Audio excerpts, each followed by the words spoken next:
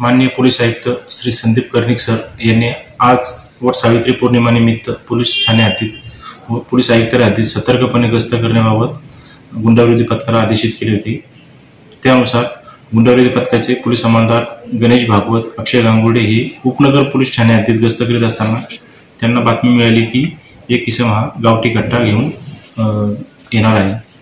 त्याप्रमाणे सदरची बातमी माननीय डीसीपी क्राईम बचाव सर व माननीय ACP crime Shri Mitke sir यांना सांगून त्यांच्या मार्गदर्शनाखाली गुंडाविरोधी पथकाचे अधिकारी व अंमलदार असे उपनगर पोलीस ठाणे हद्दीत गांधीनगर परिसरात सापळा लावला असता इसम नामी सतीश विष्णू खेत्रे वय 25 वर्ष, राहणार राहुल नगर, टाकळी रोड, नाशिक यास ताब्यात घेऊन त्याच्याकडून एक गावठी कट्टा व एक जिवंत कारतूस असं अग्निशास्त्र हस्तगत करण्यात आलेलं आहे।